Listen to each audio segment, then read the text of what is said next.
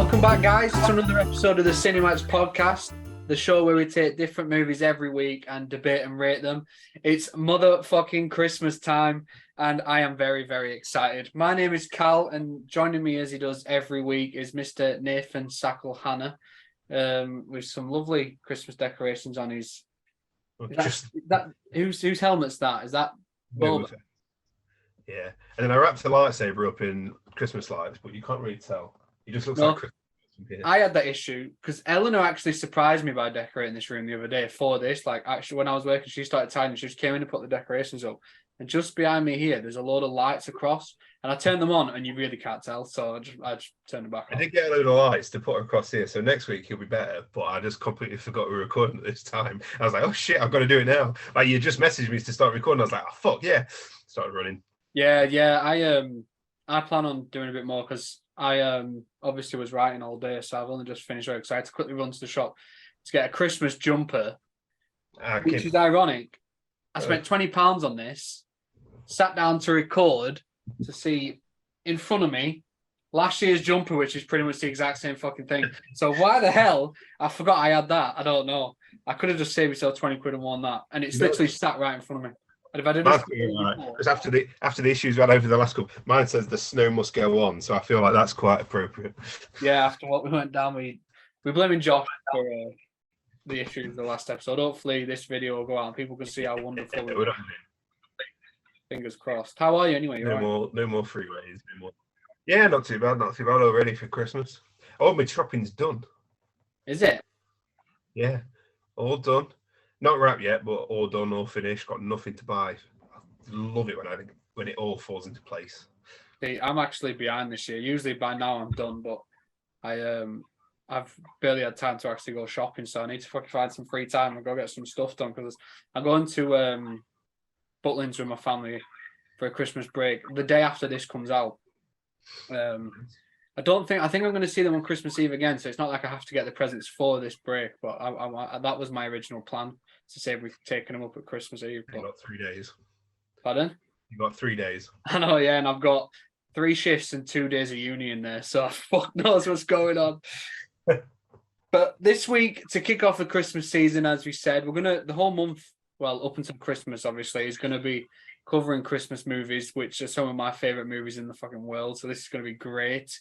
To kick it off, we're doing one of the Category Carnages again, but we're going with the Christmas Category Carnage, the Triple C. And if anyone who hasn't watched one of these before is unaware, essentially what we do with the Category Carnages is we've come up with 10 different categories and we have to fill them using Christmas movies. We'll take turns selecting different movies for each category, but the twist is we're not allowed to use the same movies as the other person, so it makes it a lot harder for us both. No, for me, like you could pull out some like Hallmark Channel shit, and I'll not know, and I'll just be struggling. I haven't got any Hallmark in mind, don't worry, because none of them are any good. I watched them all, and they're all shit. We usually do rock paper scissors to decide who goes first, but I think with the lag, it's a bit awkward. So instead, I've got a lid in one of these hands, and I want you to pick which hand it is. And if you're right, you can go first. Your left. Duck on that. It was my right, which means I shall go first. I'll quickly run through the categories now before we start, and then we'll obviously select them in whatever order we fancy. So we came up with these between us the other day. We've got the best opening to a Christmas movie, the best ending, the best main character, which doesn't necessarily have to be a Santa Claus, which is why we came up with the category for the best Santa himself as well. We've got the best North Pole, like the best looking, the best vibes, the best Christmas villain, the best like original song to come out of any of these Christmas movies, because obviously not many, but there are quite a few that have like created these original songs, like several musicals and amongst those sorts of things. We've got the best Christmas Carol, as in Charles Dickens' Tale. It's clear of any confusion you had yesterday. Yeah, like that's the same. Anybody, you can say any of your favorite Christmas Carol. That would be a hard category. Yeah. But yeah, essentially the best adaptation of Charles Dickens' novel, because there's been about 1,000. Best animated Christmas movie, and to end it, the best alternative Christmas movie, because there's quite a few of them as well that a lot of people don't think of as traditional Christmas movies. We might say something that people don't even think is a Christmas movie, but yeah, the not a Christmas movie category, the one that's or as you put it in the chat, the Christmas movie, and I was like, oh well, I completely forgot to write a word. All right, I was just thinking, I was like, isn't that this entire fucking list, or what? Am I missing something? Yeah, we've got all 10 there, so we might as well get started. I'll go first, and this is already difficult because I don't know which one. I don't know which categories you're going to have more. I'll tell you now, you've got a more extensive knowledge of Christmas movies than me. I'm already stressing because I'm like trying to think on this because I did no prep. I completely forgot we were filming, so I wrote a note down. I'm like, shit, he's gonna be shit. Yeah, I am quite confident. I mean, you could have done all the prep in the world and I'd have still felt quite confident because I fucking love Christmas movies and I watch so many of them every week. Before we start, can I say somebody messaged me about the Spider-Man episode and saying, did you have to make it audio only? Because when I started screaming about Kirsten Dunst and how much I hate it, about blew their ears out. They said they had headphones in it about burst their eardrums. Like, yeah, that's how much I fucking hate it. God, I didn't even think of that. That can't have been fun. We've lost a viewer there because of you. No, just a listener. We might get a viewer back. Yeah, if we ever have to do audio only next time, they'll switch straight off. Yeah. Right. Well, pick your first category. Yeah. Fuck, I'm already... There's too much choice right now. That's the issue. I'm going to go with best villain right off the bat. That's all right then. And say Hans Gruber from Die Hard. You can't pick Die Hard right off the bat. Yes, I can. And I did. Villain.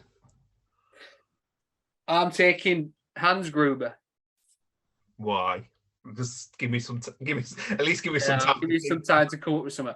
Because I think he's one of the most iconic movie villains of all time. Not even just Christmas movies. I think Alan Rickman, before that, I don't think he'd even been in any films. Like he was a theatre actor, but coming into that, he largely overshadowed Bruce Willis for me, which isn't an easy job. But I think coming out of it, you do focus on Alan Rickman in the way like the character manipulates everyone around him and the way he can switch up, like when he comes across John McClane and he pretends to be an American and all that sort of jazz. I just think he's such a smart. You know what? Sorry. That really great American accent. It almost fools John McClane. I mean, it doesn't, but it almost does. I just think Alan Rickman's incredible in it. I think that character, like I said, it goes beyond Christmas movies. I think Hans Gruber is one of the best movie villains of all time, and there's not too many villains in these Christmas movies, so I wanted to get a good one off the bat first, so that's why I took Hans Gruber. Great. The only one that I could think of, but then you started talking, I was like, oh, this might piss some people off, and it might get some people saying he's not a villain, but I'm also going to Alan Rickman in Love Actually. That's a good one, actually. That's a good one. I didn't think of that. He is a fucking villain in that film. He made her cry. He made her upset. What's her name? Emma? Not Watson. Emma Thompson. Emma Thompson. No, I know what. Yeah, Emma Thompson playing Hermione. I mean, if he was married to Emma Thompson at that time, he definitely was a fucking villain. I mean, Emma Watson, because she was like fucking 10. Yeah, he made Emma Thompson cry. You know, is the reason, you know, people don't like him in that film. And people always say Emma Thompson in that film was heartbreaking. So I'm also going Alan Rickman, and I'm quite proud of that one. I'm not like, That's a good one. Do you know what? I wrote all these different things down. I completely forgot about Love Actually. That wasn't even a film that entered my mind. And I watched it this week. Also, right, I'm not going to pick him, but the guy that Rick from Walking Dead, what's his name? Andrew Lincoln. He's a creep. He's right fucking creepy. Watch his. Oh, let's not get. Well, no, let's get into it. It's a fucking podcast. I was going to say, let's not get into it. No, let's fucking get into it. All I want to say is, what's he doing with that tape? Yeah, just constantly filming her, and then at the end turns up at his best mate's house and is like, "Nah, I want you, pal." Yeah, it's just like he said he doesn't have any tape, so he can't give it to them. But he has that one video of her on his shelf. So what does he personally want to use that video for? It's quite weird. Shall I check? No, I'm keeping it as Alan Rickman because the pain was more severe. But Yeah, you kept the thing with Alan Rickman is you kept hoping he'd back out. yeah, Like when Emma Thompson's character had the present gift wrap, you were praying it was going to be that, and it just wasn't. It's fucking hard. And she's incredible in that film. Like she's so good. So that adds to his villainy, I think. So in conclusion, best villain, Alan Rickman. Yeah, I mean that's it, isn't it? Alan Rickman in these, Alan Rickman in Harry Potter. The guy's always a fucking villain. Right. I'm gonna get off the board before you fuck me over. Best Christmas Carol, Muppets Christmas Carol. I know you're not. I know that's not what you're gonna say anyway. But Muppets Christmas Carol has got to be the best fucking one. Michael Caine's performance, absolutely phenomenal. It's still talked about today about how he played it perfectly straight while being around Muppets, and that's what made it work so well. Same as Tim Curry in Muppets Treasure Island, but Christmas Carol did it to perfection. And it's the fucking Muppets, Cal. That's my argument. It is the Muppets. You're not wrong. That's one that I didn't really watch too much growing up, but these past few years I've watched it and it grows on me every year. I was actually thinking of taking that in Christmas Carol just to fuck you over. I know, but I kind of really wanted to say the one that I know you're going to say now, but Muppets, and it's probably spoilers for a future episode, but Muppets Christmas Carol is perfection. The songs are all perfect. Like, it's so feel good. Even the dark bits, it still manages to turn you around and keep that sense of Muppets wackiness and humor, whilst also telling the same. I was going to say Shakespearean story, but I don't think Christmas Carol is Shakespeare, is it? No, it's Charles Dickens. Close enough. Yeah, and I think Michael Caine is just. It's so weird watching him just give out like a genuinely serious performance in a film surrounded by Muppets, but it works. The songs are great, like you said, and I love having Gonzo at the beginning and them narrating it. I think it is brilliant. I really like it. But like you said, he plays Charles Dickens. What am I thinking? Yeah, when he plays Big Billy Shakespeare at the beginning. Do you know what? I swear being on this podcast makes me sound stupider than I am. Speaking of William Shakespeare, really randomly, me and Eleanor went to watch Six the Musical a couple of weeks ago in Nottingham. And one of the characters refers to him as Shakesy P. And apparently that night, Eleanor woke up to me talking in my sleep, saying, "Thank God Shakesy P's gone." So I immediately started dreaming about Shakespeare, apparently. But yeah, enough on that. You've obviously gone with the Muppets because that's your favourite version of A Christmas Carol. So I'll go with my favourite, again, hinting at a future episode, and that is Scrooged from Mr. Bill Murray himself, which I fucking adore. I think it is so, so, so good. I think it's a 3-star. You what, sorry? I said it's a 3-star. Is it shite? It's so much darker than so many of the others. It's also funnier. I think Bill Murray is at his best when he just gets to be mean to people for 2 hours, and that's what he gets to do in Scrooge. He's fantastic. I think the supporting cast is fantastic. The ghosts are all great, and some of them look genuinely terrifying. Like Jacob Marley. Well, he's not called Jacob Marley and that, obviously, but that version of the character is terrifying with the golf ball in his skull and the mouse. It's all just so gross. The three ghosts, including the ghost of Christmas Past, who just beats the life out of him. It's just brilliant. I love it so much. I love it so much. The ending. This is why I was thinking of taking yours, because I was considering this for the ending, because the scene at the very end of the movie when obviously Scrooged in the originals, Scrooge comes like he finally turned a leaf, and in this, Bill Murray does so in front of a live studio audience and with the whole world watching as he's doing a live television special. And the speech he gives, I cry every single time because he sounds so emotional when he's saying it. And it's like it's been ad-libbed. I don't know if it was, but it's like he's losing almost his track of thought because he's just speaking from passion, and it feels so much more genuine. That and I love it. Feels 100% Bill Murray just going to be Bill Murray. Yeah. And I think the song at the end as well is brilliant. I'd never heard it before, but apparently it was a song that was popular, then faded, and then because of the film came back, and I think it's so fucking catchy. I love this movie so much. So yeah, I had to get it. But you made my choice easier by taking Muppets in this and making me not take it in the best ending. I know. I really wanted to say Scrooge for the same reason you wanted to say Muppets. Just to screw me over. screw you over. Not that we really get points on this. It just trying to trip each other up. Yeah, just trying to take each other's fave like it's some personal mission. First. Right. Yours. As I've just used what I was going to have for best ending, I'm going to take this in best ending now. And I don't think you'd have it anyway. So it's probably foolish that I'm doing it. But for best ending, I'm taking It's a Wonderful Life because I've never seen it. Oh, you are fucking missing out, let me tell you. I think not last year, the year before, I watched it for the first time.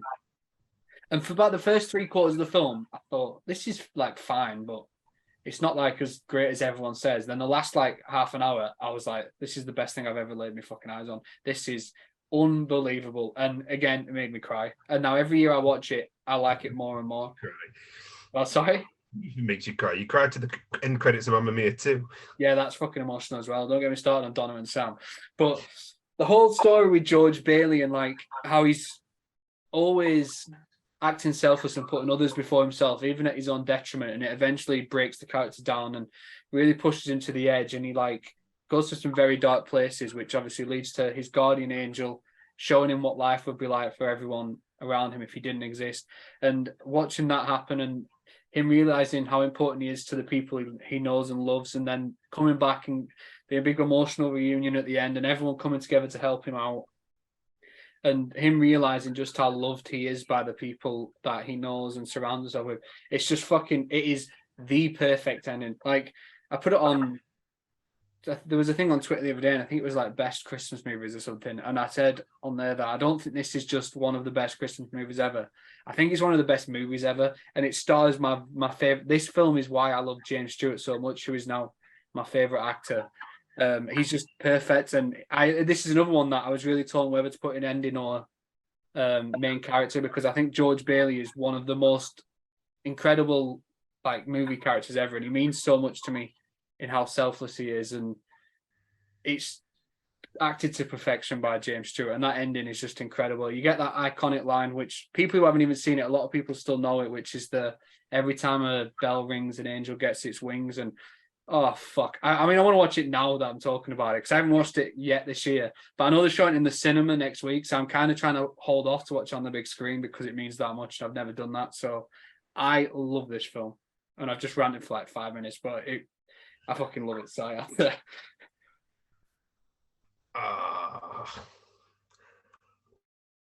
there's so many big ones that will just fuck us over on later categories. I'll fuck myself over on later categories. So I am going to go with. Sorry, I've got a cough. Oh, fuck it. Home Alone for best ending. Oh, that's a good one. I mean, there's obviously the whole finally getting the wet bandits arrested and all that, and the next door neighbor like clonking him on the head and all that. But the ending for me is when he wakes up on Christmas morning and that whole bit. And when he wakes up, goes downstairs, nobody's there, and then he turns around and sees his mum. It's just, it gets me. It used to like just make me smile, but now it proper gets me, like close to tears. I don't cry like you at everything, but like I cry.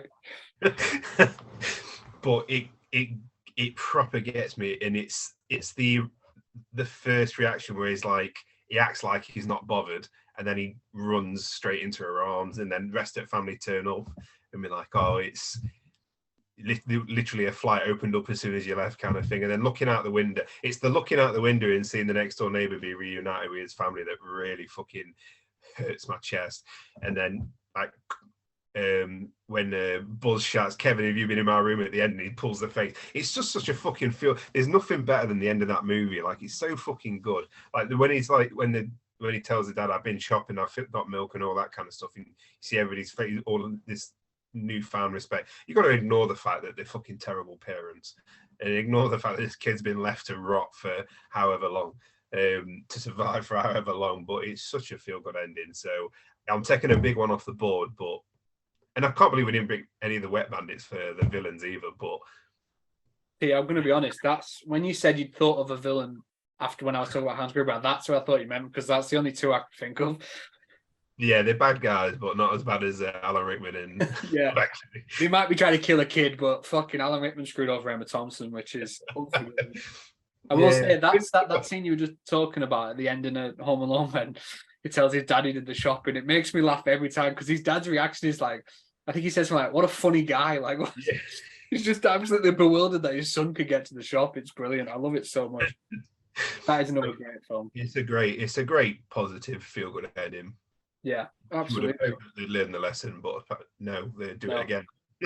Before we move on, then talking of Home Alone, did you see Macaulay Culkin getting his star on the Hollywood, and the fact that his Home Alone mum, went to be there for him? I love that. I think it was great. Great. Right, what's up then? What's up there? Oh, it's Margaret. It is, yeah. Fuck it. Best main character, Buddy the Elf. Oh shit! Do you know that's another one I completely forgot existed? I haven't put Elf down at all. That's a good one. Buddy the Elf is definitely the best. Is fun, is naive, he's sweet, innocent. He has that arc of like throughout the entire film of growing up a little bit, but not really enough to forget who he is. Helping Santa, proving his worth, proving he's not just a human in an elf world. And then an elf in a human world. He's the whole arc of him being lost as not knowing who he is to then having kind of the best of both worlds. Also, he's fucking hilarious. It's Will Ferrell. We discussed this on 2 episodes ago.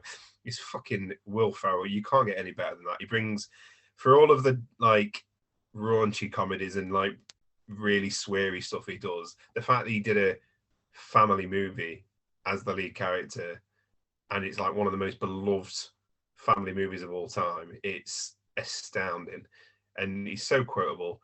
The oh my god, Santa, I know him will be used for years and years to come. It's the perfect main character, and I'd love to see who you've got to compete with that. Yeah, it's interesting actually. I think there's that Netflix show which is, I think it's called The Movies That Made Us. There's an episode on Elf, and apparently the studio didn't even want him because he hadn't done anything big at that point, which is wild to think back on now. Yeah, because when there's something like they started making it, or it was just before they started making it, and then what was it? Roxbury? What's it called? The SNL movie. And he went massive like overnight, and then all of a sudden they were like, "Fuck, we've got him on this film. Let's fucking do it," kind of thing. Yeah, he's brilliant. I do love it. I love Elf. That is such a good film, and also he looks fucking ridiculous in that costume. I love it so much. Yeah, it does, and I don't think anyone plays that anywhere near as effectively as Will Ferrell does. No, like you said, we touched on him a couple of episodes ago during Step Brothers versus Blades of Glory, but for me, he's one of the most like funny actors of all time. Like he makes almost anything work, and he's brilliant in that. So yeah, when he says you sit on a throne of lies, it gets me every time, and I've used that so many times. I can't believe I forgot Elf existed when I was making the notes there at the bottom. Here's me thinking I'm going to be struggling. Sorry. Here's me thinking I was going to be struggling. Hey, I'm not struggling. I've got an answer. This is one of my favorite Christmas films ever, and I literally watched it like 2 days ago. And it's Clark Griswold from National Lampoon's Christmas Vacation. Like George Bailey in It's Wonderful Life, Clark Griswold I love that character so much. His entire arc is he just wants to give his family the best Christmas possible. He wants it to be perfect. He wants to follow traditions, and he wants to make the most of them all being together, which is essentially like how I try to celebrate my Christmases. I want to like be with my family every year. I want to make sure we do the things that we've always done, and we have the best time possible. And obviously with Clark, it never goes to plan, and the sort of shite that he gets up to kills me. Eleanor's not a big fan of it, but even she laughed because we watched it the other night when he gets trapped in the attic and he's watching a home video, and it's really emotional. He's got a tear, and then his wife pulls the ladder down, and you just see him drop, and it fucking kills me every single time. I think he's brilliant. All the little one-liners he comes out with, the rant he goes on when he finds out his boss hasn't given him a Christmas bonus, and it's like he just rants for like 30 seconds yelling every expletive he possibly can. He's incredible, and obviously Chevy Chase has got a bad rap over the years because apparently he's a bit of a shithouse off camera. That's one way to say it. He's a shithouse. He's a bit of a shithouse off camera, but as Clark Griswold, I absolutely love him. I love him in National Lampoon's Christmas Vacation. I love him in National Lampoon's Vacation, the first one. I just think he's an incredible character, and putting him in a Christmas setting just works so well. And he's the sort of dad that you'd want around, like you'd want in charge of your Christmases. Like he's just fantastic. So yeah, I went Clark W. Griswold. I just remembered I wanted to use Elf for the best Santa. Piers. That's rough. I just realised that there was another. I could have used National Lampoon's for best Christmas song as well, because the Christmas Vacation song is a fucking bop. Oh. We'll go with Santa then, so he doesn't just use it. My choice for best Santa is Richard Attenborough in Miracle on 34th Street, because he is the most wholesome, warm version of the character you've ever come across. Like, he's not perfect by any means. He's got a bit of an anger issue. Just a little bit of one. But he's incredible. And I think Richard Attenborough himself, he just perfectly embodies the character. That's who I think of when I think of Santa. The scene when he does the sign language with a little girl, it moves me every single time. I love it. I love it so much. The interactions he has with Morris Wilson's character, Susan Walker, when she is refusing to believe that he's the genuine article, and she tugs on the beard, and everything about him is just so like wholesome. I love him so much. And like I said, when I think of Santa, I think of Richard Attenborough. Like, he just looks perfect. The suit he wears when he takes the job at the store is like the perfect Santa suit. And I like the original movie as well, but I just think Richard Attenborough, you can't top him. So good luck. No, I can't top him. So I'm just gonna have to admit defeat on this one. But one that's a bit, I don't know if you'll have seen it. You probably would have done. Oh no, or do I do that one? Ooh.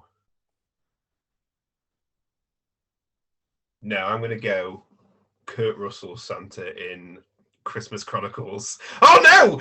No, I could use that for the song. Oh no! Oh well, Kurt Russell's Santa in Christmas Chronicles is. Have you seen it? I love it. I had it in a different category, which is why I didn't take it. I think he's brilliant.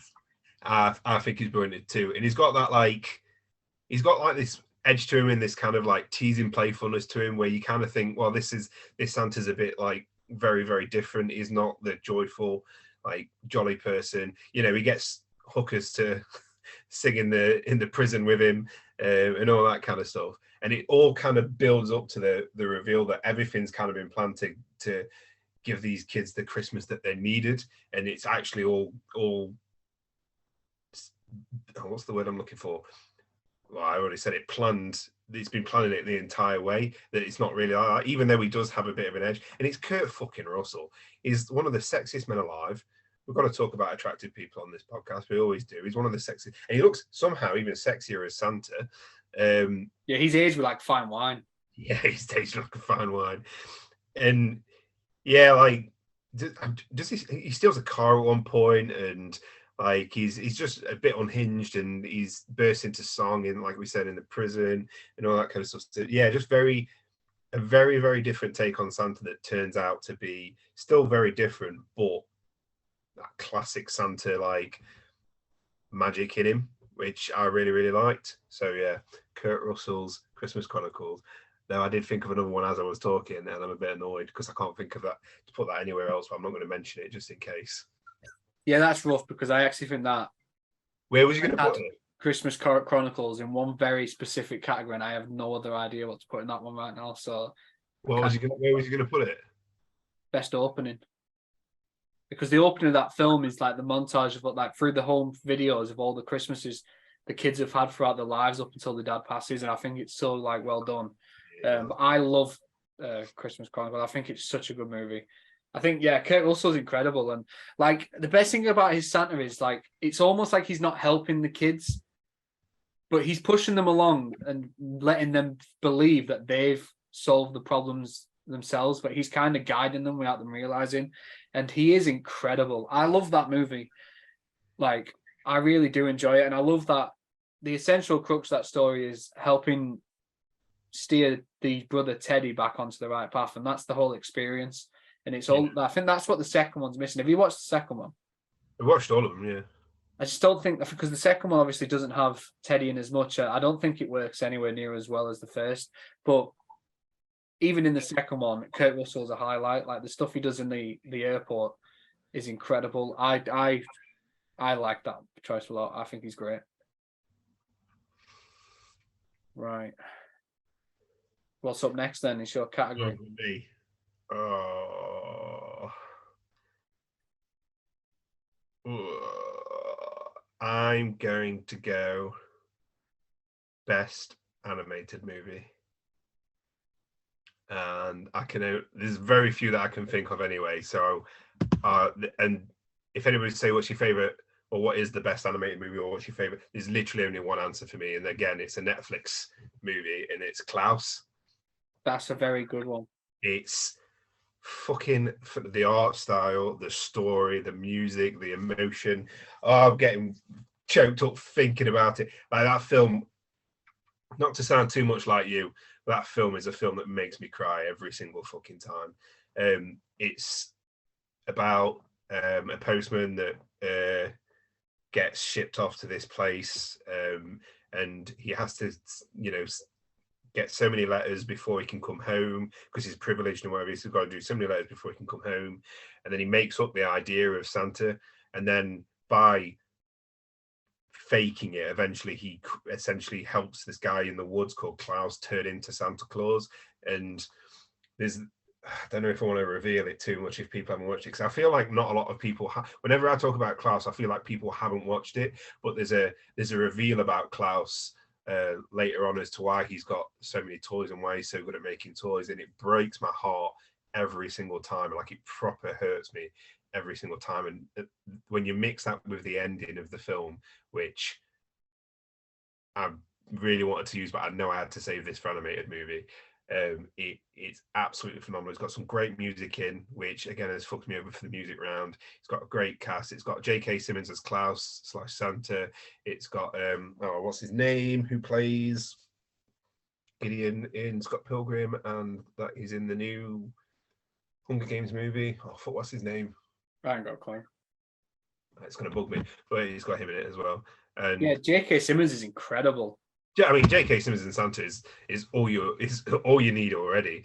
Jason Schwartzman is the main character, Jasper, and it's just a phenomenal movie. It's beautifully made. It's not fully 3D. Well, it looks like 2D painted, but it's also got like a 3D element to it. It's computer generated 2D painting. It's really weird, but the making of it's beautiful.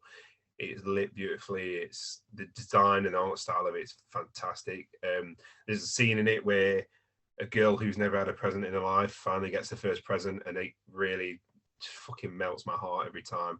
It's a fantastic movie. No movie in my mind or heart could top that as an animated movie. So, fuck you. What fun shit at me for? I feel like that 50 Cent meme. Why does he say fuck me for? No, I tell you what, I think Klaus is so underrated. Like you said, nowhere near enough people have seen that movie. It is incredible, and it's another one that I find myself enjoying more and more every single year. Like the origin story of Santa and the way they've done it is just it's so well done. And like you said, the animation style is beautiful. I love it. I think it's the fact it's a Netflix movie that you'd think more people would watch it, but I don't think people watch Netflix animated movies as much as they do the other stuff. Like, that's a film that 100% deserves to be on a big screen, but just it's never on. And I get it because the Netflix deals and Netflix are quite close to the chest with how they work with cinemas and whatever, but it deserves to be on a massive screen. Yeah, I agree. I think it is fantastic. I really, really like that one. For best animated movie, then, this is tough. I'm probably going to go with Arthur Christmas, because again, I think that is a wonderful, wonderful movie, and it really does feel like nostalgic in a way that it reminds me of the Christmases I had as a kid. Like, it feels so like genuinely English, and I don't really know if that makes sense, but it just feels like so like English at its core, and it feels like the Christmases we had, because obviously a lot of these movies are American, and the United States have churned out the majority of the great Christmas movies that we're talking about, and there's a very distinct feel to them, whereas it's not quite the same sort of Christmas as we experience in England. But Arthur Christmas's version, and the little scenes where like it shows like the villages in the hills and in like Cornwall and stuff, I just think it feels so English. And I think the voice cast across the board is incredible. I think the standout for me is Bill Nye as Grand Santa. I think that is one of the funniest fucking characters in anything. Like, he kills me every single time. He's so good. I love him so much. But the entire cast, like, is it Hugh Laurie plays the older brother? You've got Jim Broadbent as Santa, James McAvoy. You haven't seen it? No. You should watch it. It is brilliant. It's one of them that people tell me to watch, but I just never get around to it. It's another one that I didn't really get to until only recently. I think it's been out maybe like 12 years now, but I only watched it the last couple, and it shocked me how much I enjoyed it. Like, the way they've done it, and it's like Santa is a legacy that is passed down through the family, and you see like the different generations. Like Bill Nye plays like he was the last Santa, but he's now retired and he's the granddad, and his son Jim Broadbent Santa, and then it's going to get passed down to his son. Like, it's brilliant. It is so good, and the way they get around like how Santa evolves and the way they deliver presents, and it's almost like a military operation. Like, it's so clever. I really do enjoy it. So yeah, I've gone off for Christmas because aside from Klaus, there are quite a few animated Christmas movies I like, but these two feel like the only genuinely great ones. Like, there was a few I could have picked from, but outside of these two, I don't think any of them are actually like great. I think they're fine, but these two I do think are special. So I think we got the best two off the board there. Yeah, definitely. Right. Do you know what actually, I'm not going to tell you. But what I'm really struggling to think of is the opening to any Christmas movie. That's why I'm fuming you took Christmas Chronicles off me, because it's the only one I had. And it's why I'm going to avoid opening now in hopes that something comes to me very, very soon.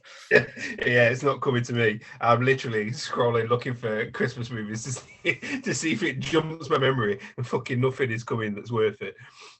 Yeah, that's going to be a difficult one to get to. So I'm just going to keep going on. I'm going to go with, then, the best song. The best song.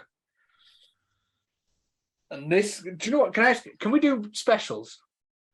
Oh no, because we do films. This is a film podcast. But there's a very specific team. We don't do Marvel's Guardians of the Galaxy. That's exactly what I was going for. That's not a movie, Cal. Only Kevin Bacon on my list. Right, okay. I'll go with one from. I mean, there's some classics that I could go to here. Like, well, go to it then. Don't waste time, Cal. Fine, I'm doing it. I'm going with Holiday Inn and White Christmas, because that's where the song was written, and it's now become one of the biggest Christmas songs of all time. Sang by Bing Crosby, and it's fantastic. As far as Christmas songs go, there aren't many more iconic than White Christmas, and to get the film where it originated, which is surprising because obviously they did Holiday Inn and did the song, and then a few years later they did the film White Christmas and he sang it again. So a lot of people think it came from White Christmas, but it actually came from Holiday Inn. So I am taking one of the greatest Christmas songs of all time in White Christmas from Holiday Inn. So suck on that. What, White Christmas? What, like I'm dreaming of a White Christmas? Yeah. That's from a film. Huh? Is that from a film? Yeah, it's from Holiday Inn. Bing Crosby sang it, and that was the first time it was ever done. Oh, no. Oh, see, now I'm torn. I've just thought of a really good one, but then I thought, oh, we've still got that on the board. Oh, no. What categories? So we're doing song. What categories have we got left? So after song, we've got North Pole, best opening, and the best not so Christmas movie. Oh no, I can't take. Ah, right, okay.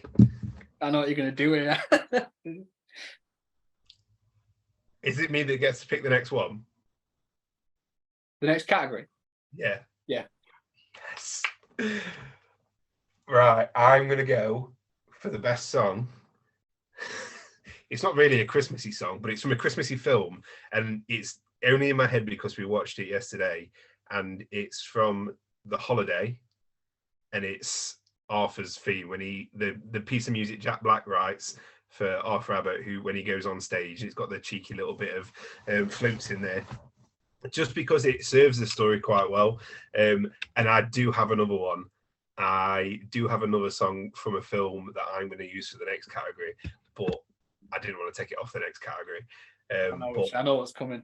But Arthur's theme is brilliant.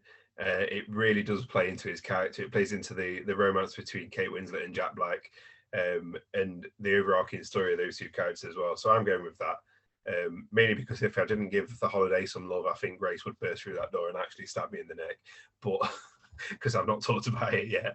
But it is a great piece of music as well. Not overly, it's not Christmassy music, but it is like a really distinct part and a really like big part of a really great Christmas film that I actually do quite enjoy.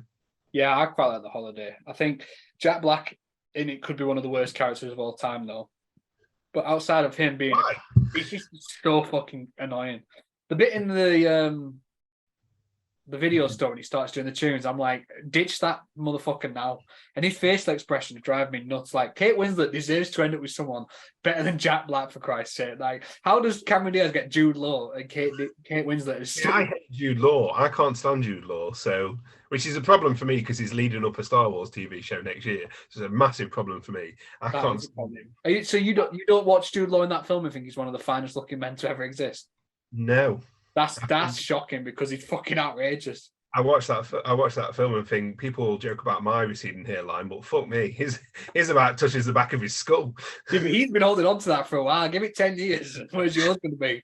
Touching your backside. Mine's not that bad. Yeah, I like The Holiday. It's another one that I think is a little underrated. But we watch it every year because Eleanor absolutely loves it as well. To be fair, I think from what you've said about Jack Black, it's not me that's going to be getting the knife to the neck. She loves him. Oh God, really? Yeah. No, his facial expression, like he just pulls some really weird faces. It's like, you look ugly, pal. Don't do it. No, no, not for me. Right. Let's move on then. Oh yeah. Oh, you're stealing it. I've trademarked that. I'll be fucking hearing from my lawyers. I'll send you 25p. I'm going best North Pole. Oh wow, this isn't where I expected you to go. Okay. I think I was going to go best. No, I'll get there and eventually. Go on. Oh no, why have you thought one for the other ones? Oh no. Well, I've said it now. So best North Pole, Nightmare Before Christmas. Oh, that's interesting. Actually, it's cute. It looks delicious. All the food and stuff. It's cute. It's colourful. Like the design of it all is like really. Obviously, not miniatures, but like models and whatever. But it feels really tight and tiny. It looks feels really cute, and like all the little merry-go-round and the lights and how it's done in the claymation kind of style. It's beautiful. So yeah, now I can't concentrate because I'm more intrigued as to what you thought I was gonna do. See, I thought you was going to take Nightmare Before Christmas, but I thought you was going to take it in the not so Christmas category. Yeah, because it is a Christmas movie. Yeah, but a lot of people don't think so. A lot of people are thick as fuck. It's up for debate, isn't it? So people say it's a Halloween movie. Yeah, we can't. No, right. What do you mean? No, it's a fact. People say it. I mean, what's it I say? I'm saying people say it. It's about a guy who learns the true meaning of Christmas. It's a fucking Christmas movie. I agree. I think it's a Christmas movie, but I know a lot of people don't, which is why I thought it was nailed on for that. It's like when people say, well, no, it's not a Christmas movie. It's about Halloween. Well, then Home Alone's not a Christmas movie. because it's just about some kid fucking beating burglars. That's like Die Hard, and people don't like Die Hard being a Christmas movie. Ah, They're all Christmas movies, if you ask me. if it takes place at Christmas, you can class it as a Christmas movie. Exactly. People try to say fucking Bridget Jones' Diary is a Christmas movie because it starts and ends at Christmas time. So if they can fucking squeeze that in, then they If can that's the squeeze case- Die Hard. That's And the case, and I'm putting Ghostbusters 2 as my not Christmas movie. I mean, that's New Year's, but Louis wears a Santa hat when he's at the end, so I'm taking it. that's where I thought you were going to take that. No. Now, I wanted to use. I was going to use it as best song for What's This? Yeah. But nah, I saved it for the North Pole because I couldn't think of any other one. Plus, I didn't want to use it for the best. Even it is a fantastic opening scene, it feels more Halloweeny, so it felt cheating. But I still don't know a best opening scene, so let's drag this out as much as we can, please. I've got one now. Fuck off. I'll get to Sorry. I'll get to that shortly. So for best North Pole, I've gone with the Santa Claus because I think that's fair. it looks incredible. I think while the first one, we don't really get to see too much of the outside of it. You get that little shot when they first get the sleigh and it takes them to the North Pole for the first time, and that snow globe rises on the pole, and the elf comes out and opens the secret like hatch for them. And then when you're in there and you just see like the workshop and everything inside, and it just looks so beautifully made. And even when like Scott Calvin sat in the bedroom talking to the elves, and you can just see like the outside, and you see like the different like the plane going past, and you see like just like the landscape of what the North Pole looks like, and it looks like the most magical fucking place on earth. You obviously see more of it later on in like outside in the next few, but I just think those shots in the first one of it outside, and then the workshop and the bedroom and everything inside it, just I think it looks unbelievable. For the longest time, it was my favorite version of the North Pole. It's not now, but I've saved that. What's your favorite now? Oh, you saving it, are you? Yeah. A different category. I like it Nightmare Before Christmas. I like the it's so different. Obviously, it's different from Halloween time, but it's so like even like the art style seems really, really different, and like the juxtaposition of having Jack Skellington, this fucking creepy long ass motherfucker, walking around this really short, stout place with all these tiny little elves walking around. Oh, great! And is it in the first one, Santa Claus, where they give Scott Calvin the hot chocolate, and it looks like the best fucking hot chocolate in the world. Well, it should be, because Judy spent 1,000 years perfecting recipes. Yeah, you know way too much. I watched that recently, to be fair, and I loved it a lot. Is it? You know what is a good North Pole? The one from Christmas Chronicles. Yeah, that's good. That's a good one. That's one where like it goes like a bit. They like expand it every time. Yeah. Is there 3 or is it 2? No, there's only the 2. Why do I think there's 3 then? Is the second one's with all the little creatures, isn't it? Yeah, and then that one that used to be a creature is now like a human. That's a bit of a shit. Oh yeah. Stop. Oh yeah, the first one's better. But yeah, the North Pole in that one's good. I'm trying to think of other North Poles actually. Oh, the one in Elf's great. Because you got the mix of the old, what's it called? It's like the Rudolph the Red-Nosed Reindeer style. Yeah, I can't remember the name of like the style because it's named after the company, I think, isn't it? Yeah, it's going to bug me, so I'm going to look at it. I can't actually remember the name of because it's like I think it was named after the company that made Rudolph, but yeah, they clearly modelled the elf North Pole after that. But yeah, Rudolph was great. That's the issue. We can't do Christmas specials. So I couldn't mention Rudolph or Charlie Brown Christmas. Some classics. I mean, it's just Rankin Bass. Yeah, that's it. That's yeah. it. Yeah, it's almost like it's the stop motion type, isn't it? The elf one where it's kind of mixed between the two. That's good. Yeah. Go on then. Are you gonna try outdoing me on the not so Christmas movie, or are you gonna try outdoing me on the opening? Well, you haven't got an opening, so it won't be I have now, and I'm hoping it's not the one that you've got. So my opening is what I was originally going to use for North Pole because I think it's my favourite North Pole. But I have nothing else for opening, so I have to use it here, and that is Fred Claus. That's fine. Because the opening to Fred Claus is essentially it's like the history of Santa. It shows his relationship with his brother when they're very, very young, and it shows how Nicholas became Santa Claus, and it shows the way that Fred originally, because it's obviously about the two brothers, and it shows the way that Fred originally loved his brother and tried to be the best big brother possible, but through a series of like Nicholas's own selfless deeds that. So, for example, Fred gives him a present and he gives it away to a child that needs it, despite the fact Fred made it specifically for him, and all the attention that the parents give to Nicholas as opposed to Fred, and it leads to him eventually resenting his brother, and it's quite a sad opening for what I think is actually quite an underrated movie. But I think just the way you get to see the acts that led to Nicholas becoming a saint and eventually Santa Claus. I'd seen him as a kid, just learning to like the different tropes that make him Santa, like when he cuts down the tree and just brings it into the house, or when he falls down the chimney and everyone's just shocked and no one really knows why he's done it. Or like I said, when he gets his presents, I think it's either for his birthday or it's for Christmas off Fred, and then he takes them to the children in the town that are more needy.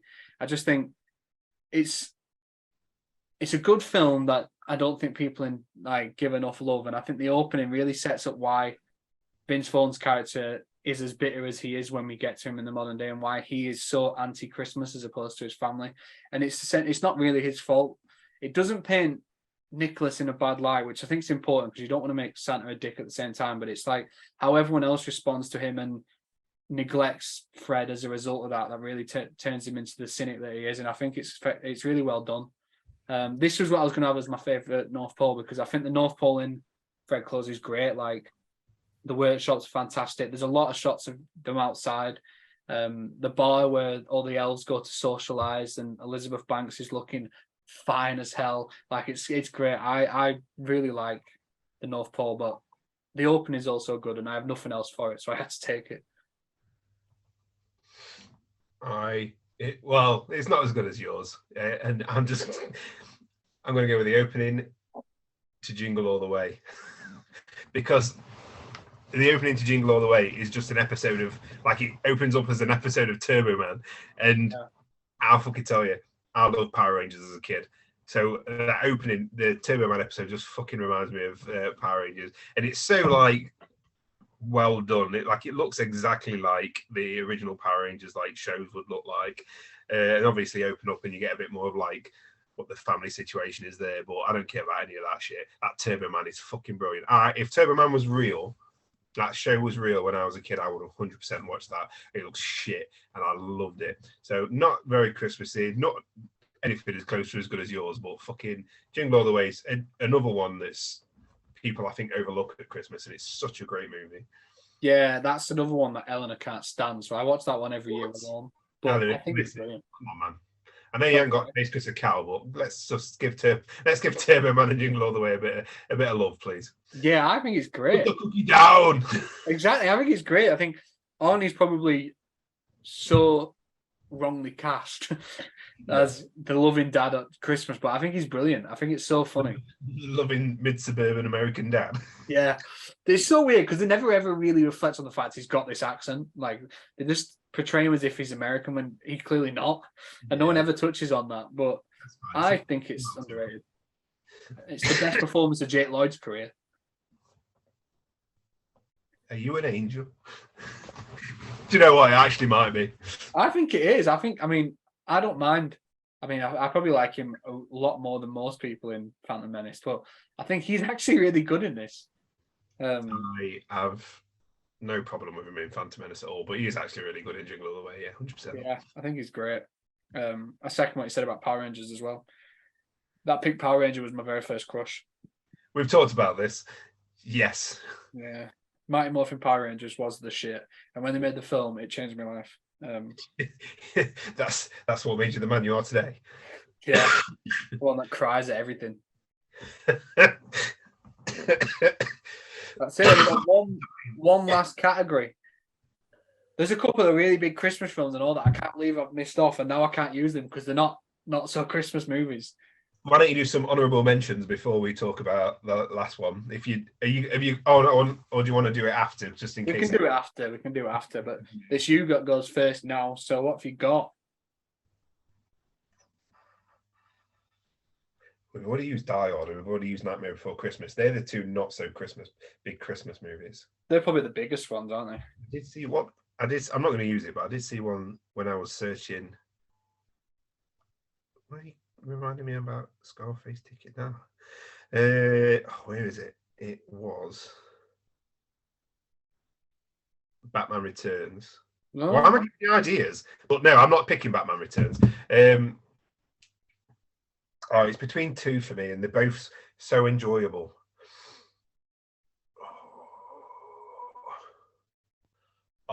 They're both really good, and I don't know which to decide. I'm gonna go with fuck it. No, I can't decide. No. It doesn't matter because at the end of the day, I still get to pick the fucking final one. I'm gonna go with Violent Night. What, sorry? Violent Night. That's a good one. That's a very good one. Oh no, now I regret my choice. No, don't matter. I've already said it. Violent Night is fucking great. It's basically Die Hard, but actually with. It's like somebody said, I'm sick of fucking hearing the argument, is Die Hard a Christmas movie? I'm just going to fucking make a Christmas movie, a Die Hard movie with fucking Santa. And it's so violent. And it, to be fair, it does have some, to be fair. Huh? It'd be weird if it wasn't, considering it's in the title. Well, yeah, great. And they are making a second one. I can't wait.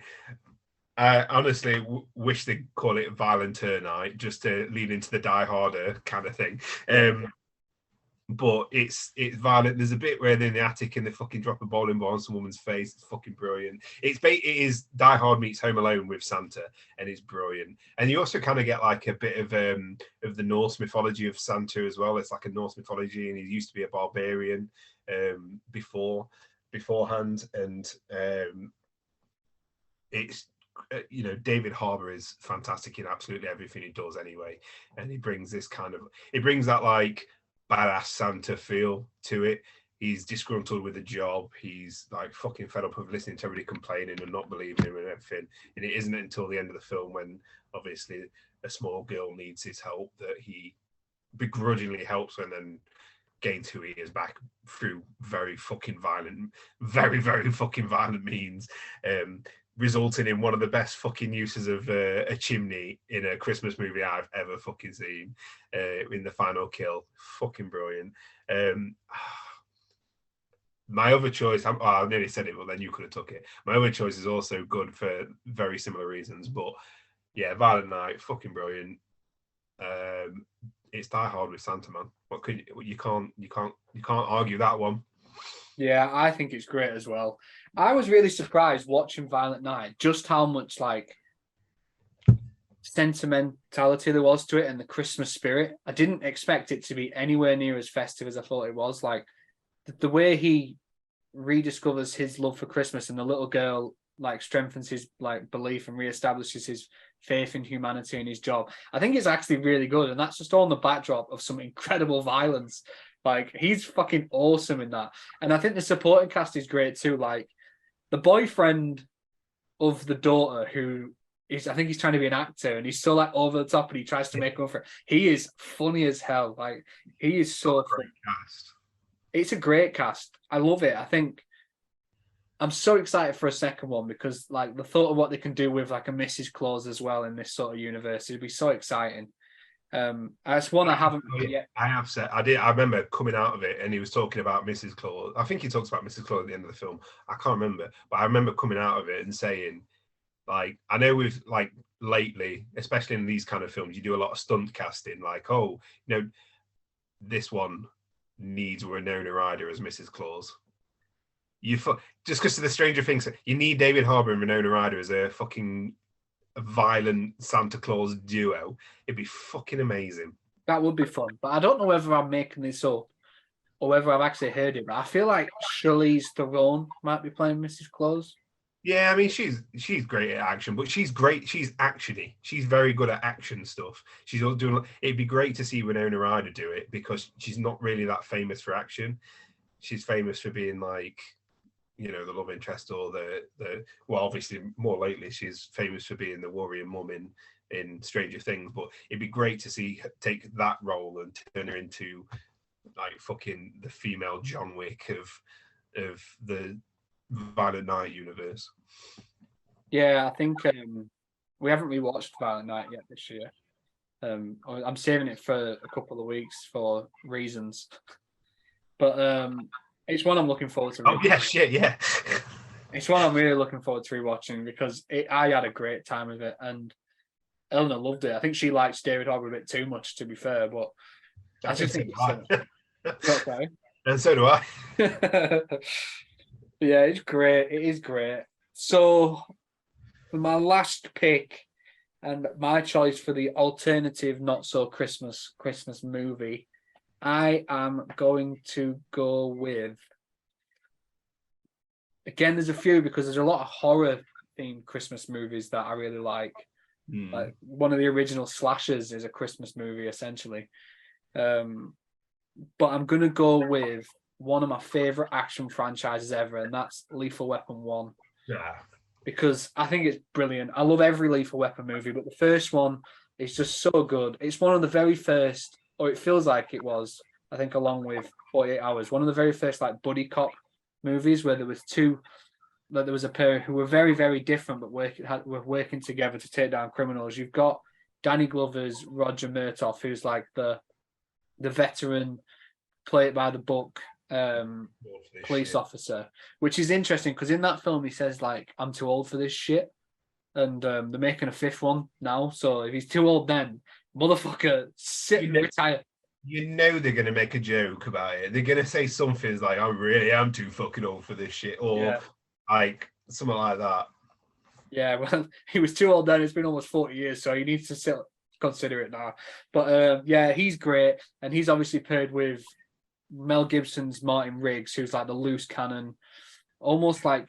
You said you agree with his religious views on life, Mel Gibson. No, I don't think I did actually. Carry on. No, carry on. I will say, admittedly, though, as a kid. What are you going to say here? I want to carry on this podcast, man. I thought as a kid that Martin Riggs was the coolest character in anything ever. As a kid, I thought he was. I've watched it as I'm older, and it's a bit. Even his character's a bit questionable. Like, there's definitely some homophobic tendencies there. But like, he was so good the way like he dealt with confrontation, and like he was unhinged. There's a bit when he's like facing off with one of the criminals, and he's just like ranting at him, and you can see the guy's like uncomfortable. The stuff in the Christmas tree like lot when they bust the cocaine deal, the stuff with the guy on the roof when he jumps off with him into the big inflatable thing because the guy's suicidal. Riggs is just he's such a unique character in the sense that I think it's just after his wife died and he'd lost the will to live, and he was willing to do anything regardless and put his life in danger to get the right results. And the way the two work together is incredible. The fight scene at the end between Riggs and I think it's Gary Busey's character, Joshua, in the snow in front of Murtaugh's house, and then Riggs spending Christmas with Murtaugh and his family, and then it ends with a Christmas song. Like, I know people say Die Hard isn't a Christmas film, but I think it is. But this one, it feels like it's not even in the conversation, but I actually think it feels more Christmassy than Die Hard because it's got so much more of the Christmas like tropes in it, with the Christmas tree parking lot, the fight in the snow, the songs, the Christmas like feel good dinner at the end. It's so good, and like I said, I love the entire franchise, and I probably will watch the new one regardless of how old they'll be. But it was the perfect way to start it, and it's probably my favorite, like I said, like buddy cop movie where the two very, very different people are paired together. Like, I think they're both so good in those roles, and I love the film. My brother got me the box set last year because I love it that much. So yeah, alternative movie, Lethal Weapon 1. See, the two that I was struggling was Violent Night, and when you said horror movie, I thought you were going to go for it. But if I was to have if we was to do second picks, it'd be fucking Krampus. I considered Krampus. I love that movie so much. It's so fucking stupid. Yeah, Krampus is a good one, but I was thinking like Black Christmas. Black Christmas, yeah. One of the very first slashers that is genuinely creepy as shit. Because that's a good one.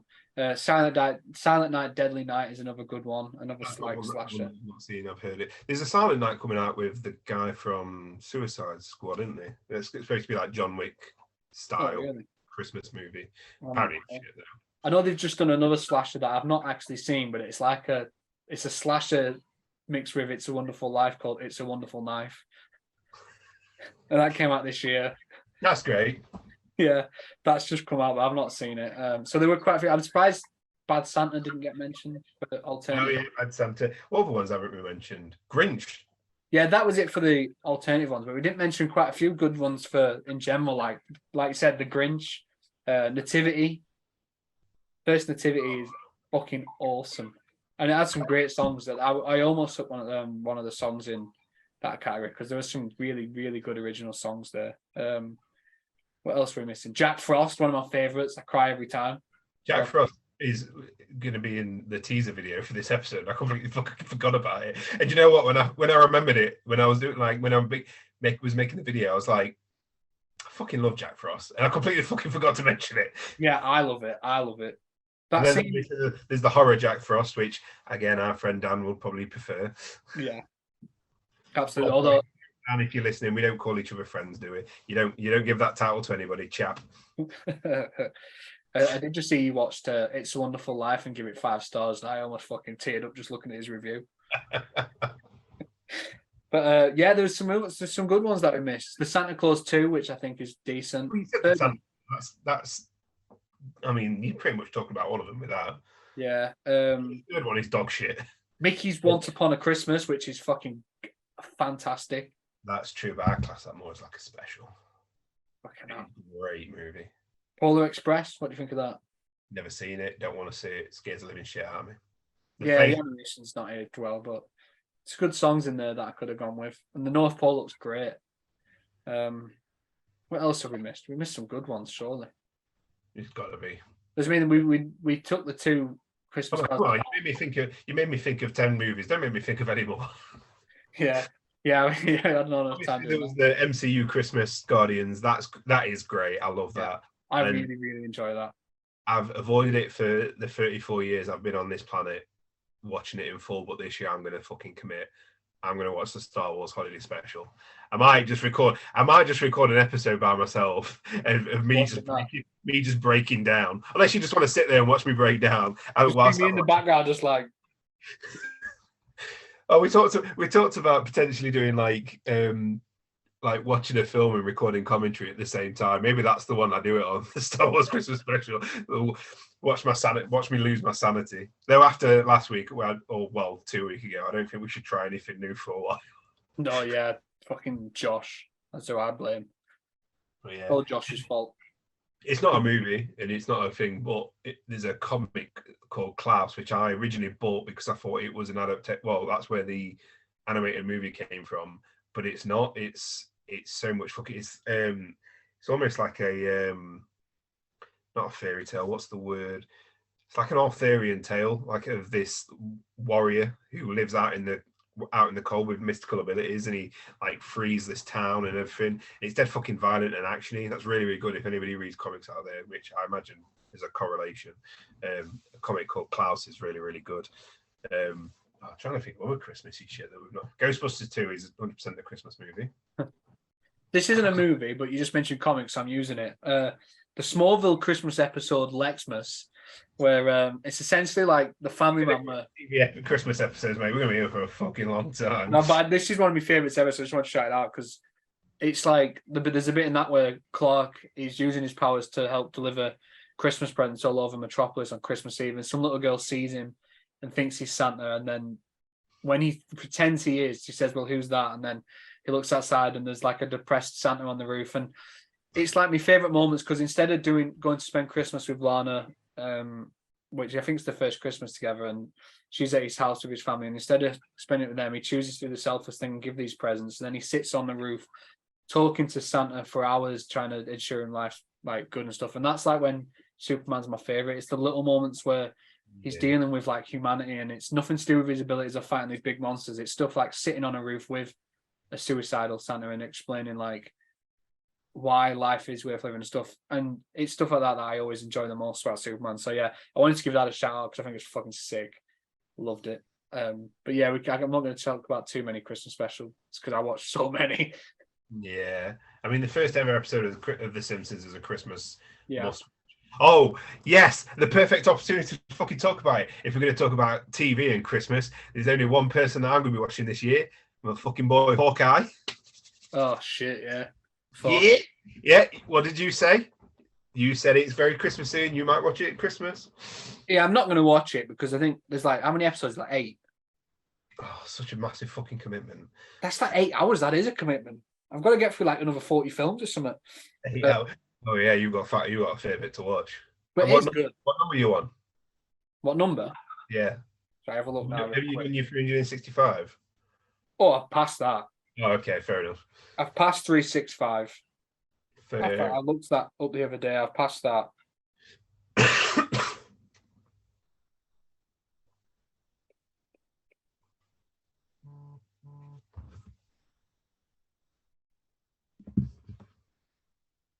You count it.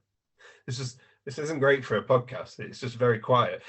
I was just counting them up quickly on Letterboxd. I've watched 33 Christmas films already. Jesus. Yeah. Fucking hell, it's only the 4th of December. I started like on the 1st of December. I think I started on the 10th of November. You started on the 6th of July. Yeah, I mean, I would if I could. No, it's funny because I'm such a Christmas guy, but outside of until like from January until early November, I don't want anything to do with it. Yeah, I don't want to think about it. Fair play. Batman Returns, obviously. Yeah. I think I was going to say we're both waiting for the same thing, but not with how it's been lately. But I think we both talked about it before. We'd love a Scream movie set at Christmas, but let's not talk about the next Scream movie for a little while, shall we? Yeah. Yeah, I don't even know what to say about that shite. It's very disappointing. Yeah. But ending it on a depressing note like that. Sorry. Way to end the Christmas special. Oh, I'm sorry. They're doing another Violent Night though, so all is well with the world. Very, very true. Very, very true. I'm gonna become mentally drained from watching the Star Wars Christmas special. Yeah, I wouldn't have to. I'd rather you than me. I won't put myself through that shite. It'll be fine. But yeah, I think we covered a lot of great ones there. I'll quickly go through the list to end it then, just so we know what we've got. So for best opening, I went with Fred Close and you went with Jingle All the Way. Best ending, I went with It's a Wonderful Life and you went with Home Alone. Best main character, I went with Clark Griswold and you went with Buddy the Elf. Best Santa, I went with Miracle on 34th Street, Richard Attenborough, and you went with Christmas Chronicles, Kurt Russell. Best North Pole, I went with. Comparable. You want to say? That's comparable. Yeah, I actually think Kurt Russell's a very underrated one, so I think that's a good shout. Best North Pole, I went with the Santa Claus, and you went with Nightmare Before Christmas. Best villain, I went with Hans Gruber, and you went with Alan Rickman's character in Love Actually, whose name I can't even remember. No, but we both remember but that's the thing. We don't remember his name, but we remember what he did, and that's worse than anything a terrorist could do. Yeah, he upset Emma Thompson. That's unforgivable. That is one of the worst things anyone can do. Best songs, I went with White Christmas from Holiday Inn, and you went with the theme. What is it? Arthur's theme that Jack Black's character composed for Holiday. The best adaptation of A Christmas Carol, I went with Scrooged, and you went with Muppets Christmas Carol. I'm still laughing at what I originally thought you were talking about. What do you mean? Oh, when you thought I was to say about best Christmas Carol. I love Silent Night. It's great. I don't even know many acts like what actually counts as a Christmas Carol. Jingle Bells, Silent Night. I imagine it would be all like the religious type. Yeah, probably. Is that All Holy Night? Stars are brightly shining one. Yeah. Little Donkey, is that a Christmas Carol? Yeah. No, I don't think Little Donkey's Oh no, maybe it is one. Fuck knows. Best animated movie, I went with Arthur Christmas, you went with Klaus. And best alternative not so Christmas movie, I went with Lethal Weapon 1, and you went with Violent Night. Which you argued was more of a Christmas movie than not, so which is fine. What, Violent Night? Yeah. I think it's great. But yeah, I was surprised at how Christmassy it was. But I suppose alternative doesn't necessarily have to mean it's it shouldn't be considered a Christmas movie. It isn't what people view as a traditional heartwarming one. Like they're violent and shit. It's a bit different in it. But it counts. Yeah. I think a bullet through the heart's going to make it warm up a little bit. You'd hope so. Well, that brings our Christmas category Carnage to an end then. Some good lists there. Some great films included. We're next week we're going to be back with just another showdown. Just wait, put it down. Don't put it down like that. Just enough. Do you know, I'm going to get a hat. You should. I mean, you've got one on Boba Fett there. Yeah, well, I don't want to take it off him. Right, I'm gonna have to step the game up for next week. It's looking very big compared to yours, especially if you're going even more all out. Yeah, well, like I said, Eleanor did those bits. I was going to get a mini tree, but do it. Yeah, I might, cause there's like the 3-foot ones that are like pre-lit and got the snow on in Asda right now that for like 20 quid, so I might get one. Do it. And I love that. I just put these presents here. They're actually presents that my mum has sent for me that Eleanor's wrapped, so I don't know what they are. And she just put them in here out of the way, so I didn't see them. So I've just added it to like the decor. Oh, for the environment, for the atmosphere, for the ambiance. Yeah, so that's my Christmas. I have no idea what it is, but it's off my mum. So, but yeah, I'm not quite sure. I remember which order we said we were going to do the showdowns because we've got 2 coming up comparing 4 Christmas movies. But like I said, I can't remember which order we're doing it in, but we'll figure that out soon. Yeah. We hope you enjoyed the first episode of our Christmas season. Details are below if you guys want to follow us anywhere.